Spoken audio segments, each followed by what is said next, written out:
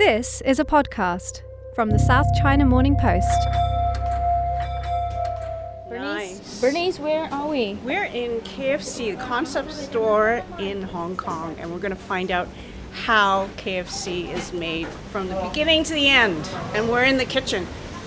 As you can hear.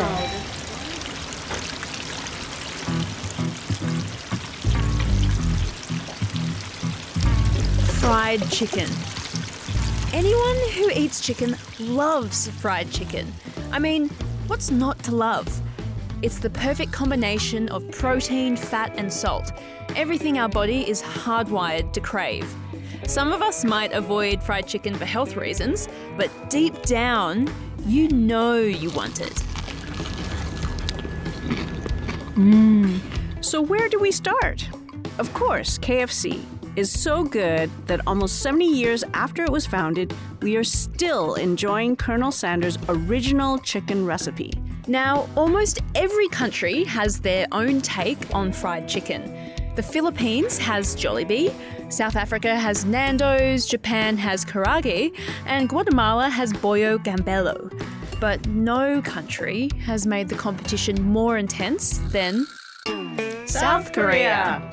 Koreans did elevated the food and elevated the Korean fried chicken the way it is right now, and people are actually recognizing it around the world. So, for the last episode of this season, we're going to take a look at the two equally iconic KFCs, Kentucky Fried Chicken and Korean Fried Chicken. Okay, if you're going to give me that choice. Yeah. How are they made? Key for the Korean fried chicken is light, crispy, flaky batter, not, those KFC heavy, fattening. How did they influence each other? The guy who studied in the US saw the Kentucky Fried Chicken and then actually opened a restaurant in Shinsegae shopping mall. And we're going to go even further than that. The Korean War, the first cookbook documenting the making of fried chicken, the Atlantic slave trade. We're following all the breadcrumbs along the path of this golden gastronomic achievement of mankind.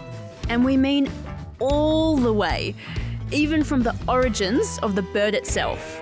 They arrived in West Africa about 1000 AD, and chickens were a huge hit when they arrived in that region. This is Eat Drink Asia, where in each episode we deep dive into an Asian food that has gone global. I'm Alkira and Bernice. And I'm Bernice Chan. Stay with us.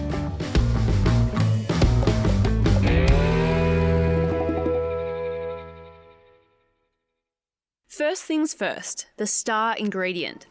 With chicken being so common and abundant around the globe, it makes it easy to forget that chickens are actually from somewhere. Like llamas to South America and kangaroos to Australia, chickens, before they were domesticated, were actually native to Asia about 5,000 years ago.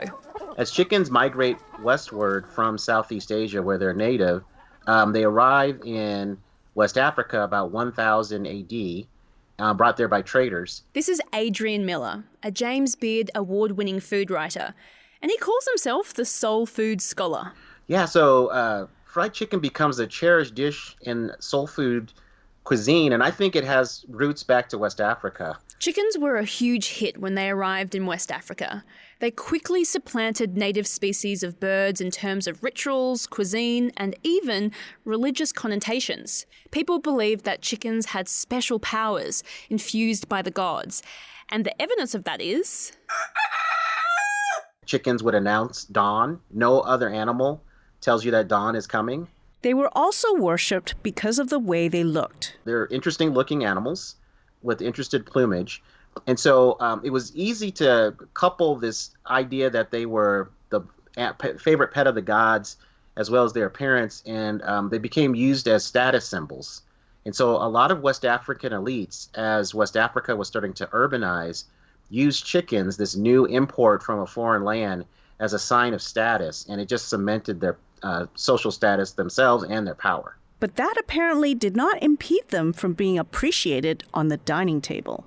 So there was a lot of chicken eating by the time the Atlantic slave trade started up in the late 15th century, early 16th century. And I believe that people of African heritage brought that culinary tradition to the Americas. So, did West Africans invent what we consider the American style of fried chicken? No, unlike popular belief, they actually didn't. When we think of fried chicken now, we think of pieces of juicy, tender meat and crispy, flaky skin. But in West Africa, chicken is usually prepared in a twice-cooked braised way, nothing like the American style we've grown up with. So it's taking that bird, it may be cut up into small parts, but really small parts, not necessarily bone in, and then quickly seared in some oil and then braised in some kind of savory soup, stew, or sauce. And that's the typical West African treatment. So the two ways of cooking chicken don't really measure up. But luckily, we can trace the origins of the American style of fried chicken to one recipe. The earliest written recipe that we have for fried chicken is from a British cookbook dated in 1747 by a woman named Hannah Glass. And it was called The Art of Cookery Made Plain and Easy. And it was plain and easy. Butchered pieces of chicken were floured and then fried in hot lard. Hannah Glass's cookbook remained a bestseller for a century after its first publication and was very influential, not only in Britain, but also in British colonies in the Americas. We really didn't have a published American cookbook until 1796 by a woman named Amelia Simmons. So before that, housewives, cooks in the United States, or the colonies at least, were looking to European cookbooks for inspiration. Despite its British roots, fried chicken quickly became associated with America's southern states. A recipe that was extremely similar to Hannah's actually appeared in the Virginia Housewife Cookbook, printed in 1824. It's almost an identical recipe, and that Virginia Housewife recipe is what people classically think of Southern fried chicken. But this is when the history of Southern fried chicken takes an ugly turn. As fried chicken became deeply associated with the South, it also opened the door for people to create racist stereotypes that connected African Americans to fried chicken. You see basically a popular culture campaign to dehumanize African Americans, to make them seem childlike or bestial. While fried chicken was eaten by all parts of the Southern community, from members of the high society to the enslaved, in the 19th century, the media started targeting African Americans, depicting them as chicken thieves and ravenous fried chicken eaters. And a lot of times, popular culture used these images of African Americans eating certain foods just to reinforce the idea that African Americans were really not intellectuals, but driven by base instincts.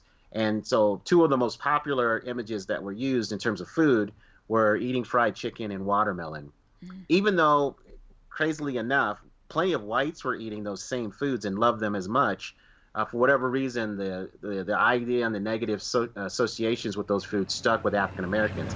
Oh, Daddy, ain't you going to give me a piece of watermelon? No, I'm not going to give you none of this watermelon. You don't need it. It's not good for your stomach. And these associations still exist today. And it was so effective and so painful that even to this day, African Americans are really hurt by images that would conjure up the racial sentiment of the late 19th century. In fact, I know some African Americans who will not eat those foods in the presence of whites just because they don't want those stereotypes to be revived. This is why some people may believe that African Americans or their West African ancestors had a hand in inventing the fried chicken that we eat today. But the evidence just doesn't stack up. I would love to prove that fried chicken is from West Africa because it's one of the most glorious things ever created. But there's really not a lot of strong evidence for that. Until the 20th century, fried chicken was a luxury dish that was eaten on special occasions.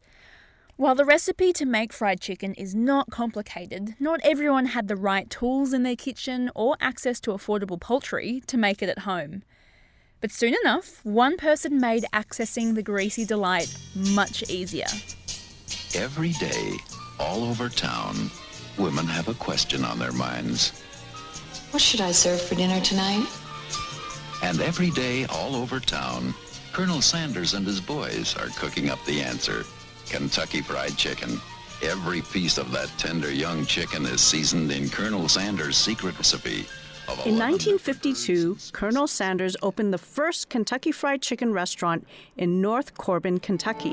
It's the only way that you're going to get chicken that is finger-licking good. And I'd be mighty proud to have you try Colonel Sanders Kentucky Fried Chicken. Mighty proud. The original recipe contains 11 herbs and spices that the company keeps top secret. The mixture is sent to its 23,000 stores all over the world. And we went to one of them. Altogether, we sell 36.5 million pieces of chicken every year. All the stores in Hong Kong combined. So if you join it back to back together, you can have it circle around a standard size football field for 10,000 times. Oh my god, that's a lot of chicken. Yes, that's a lot of chicken. Yeah. This is Ho Sing Lok. He's a chicken master at this store. And that's a title earned, not given. You have to go through comprehensive training at the KFC University to memorize and understand every single step behind the KFC kitchen door. In total, then it will be cooked for 15.5 minutes with 14.5 psi. So it's set at 350 degrees Fahrenheit, which is also 163 degrees Celsius. Juice of the meat is locked in the chicken while we have a crispy service. Wow. KFC, of course, has created various items in different regions to cater to local tastes. But when it comes to the original recipe, the process is universally the same. They first inspect the chicken for broken bones, quickly rinse them off, coat them in the flour with the secret recipe, then lay the chicken pieces in what looks like a metal bird cage with 6 layers. Then this cage is placed in a special pressure cooker to fry the chicken.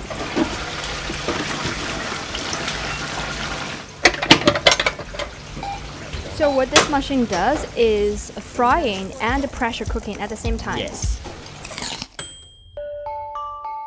Sing Lok is 25 years old and is one of the most enthusiastic cooks I've ever met. When talking about fried chicken, Sing Lok always has a smile on his face. After all, he's been aspiring to make his favorite chicken since he was 6 years old. To be fair, because I came to this job because I really love chicken. Since I was a child, like I was a kid, my family brought me to KFC to eat chicken. So on the very first bite of this authentic fried chicken, it just fantasized me that it is so delicious and it's so juicy. But not everyone agrees. Key for the Korean fried chicken is light, crispy, flaky batter, not those KFC heavy, fattening batter, right? Chef Yong Soo-do here. Hi, my name is Yong Soo-do. I'm the executive chef of Silencio in Hong Kong. Chef Yong told us that the key to Korean fried chicken is the light batter, and you have to fry the chicken twice. The first time at a lower temperature so the meat inside will be juicy and tender without burning the batter. The second time at a higher temperature to make the skin crispy. So that was about 300 Fahrenheit. Very important step. First step is cooking the chicken in a lower temperature until the chicken is cooked through.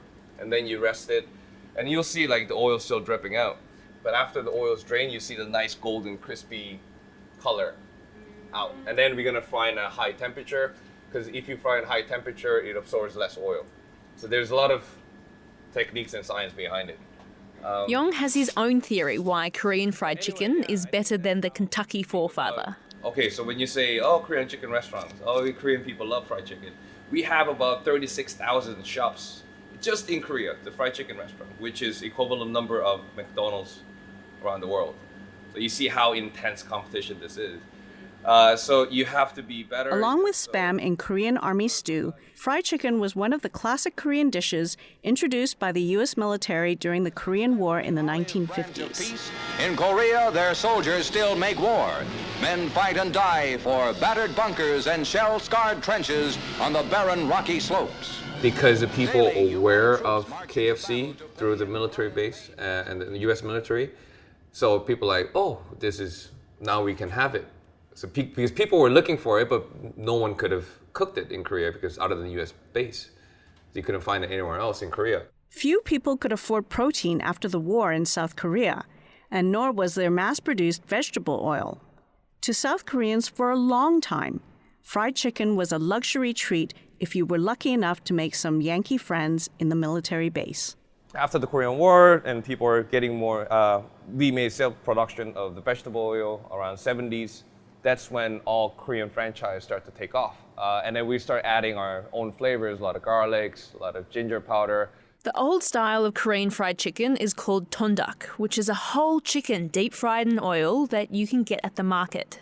But in 1977, Yoo Suk-ho opened the first Korean fried chicken restaurant. The guy who studied in the US saw the Kentucky Fried Chicken and then actually opened a restaurant in Shinsegae shopping mall. And that one restaurant changed the whole fried chicken scene in Korea. Fried chicken stores popped up all over Korea in the 80s and 90s as the bar to open was so low. Now Korean fried chicken has made a name for itself worldwide. There's a university in Korea dedicated to passing on fried chicken knowledge. Koreans even made a new word for the combo of fried chicken and beard called chime. And guess what? Korean fried chicken has gone full circle and has made its way back to the US.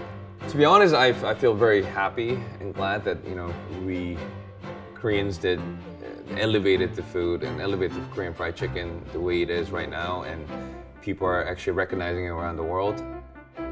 There's something primal about fried chicken. Tearing into the hot chicken is like stepping into a hot shower or taking the first sip of beer. It's so simple yet blissful that you can never tire of it. Fried chicken is a very complicated dish in American history, but I think for most people, fried chicken is about good times. It's about celebration. It's about having something that you normally wouldn't get every day of the week. Fried chicken is one of those dishes that can create community. We've engineered things so much that now you can eat it by yourself, but a lot of the strongest associations with fried chicken is, say, for Sunday dinner, where the family would get together. And it may be one of the few times a week that a family would come together for a meal. And if you had an expert cook who was kind of running the kitchen, a glorious fried chicken dish could just really set things off.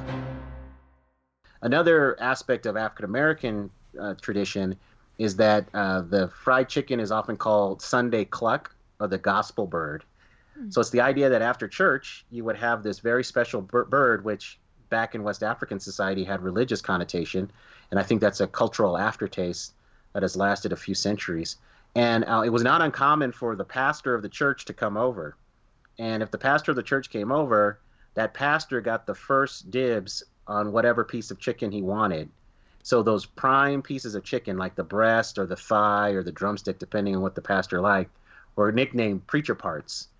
And then the pecking order, pun intended, would be after the pastor, then the parents would get to eat, and then the kids would get to eat, going from oldest to youngest. So if you were someone like my dad, who had 12 brothers and sisters, by the time the chicken got to you, you were just pretty much eating the feet.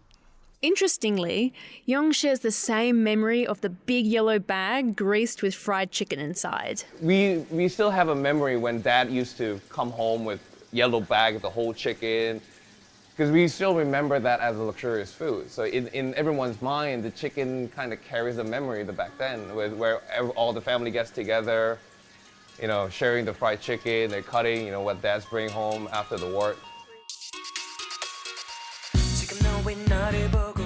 So Bernice, did you grow up eating fried chicken? Was it a way of bringing the family together since you're from North America?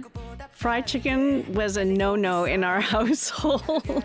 I actually didn't start eating KFC until a few years ago at work. And you've never looked back? That's right. Now I'm on to KFC. Which KFC are you talking about, though? Korean fried chicken. What about you, KFC or KFC? Look, I'm never going to say no to either fried chicken options. But look, Korean fried chicken is where it's at, especially when it's glazed in some sweet sauce that's slightly spicy. The best type. And there's K-pop in the background.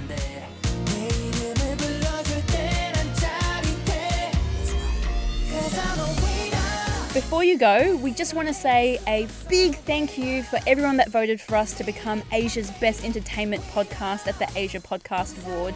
Also, our sister podcast called Inside China Tech picked up Asia's Best Technology Podcast, so tune in and check them out. So that's the end of our fried chicken episode, but more importantly, that's actually the last episode of Eat Drink Asia for 2019. Stay tuned for more delicious episodes in the coming year. This episode is produced and edited by Yang Yang, and we want to thank Adrian Miller, Yong Soo-do, and Ho Sing-lok. If you want to ask us about a dish or a drink, tweet us at Beijing Calling and at Alkira and Frank.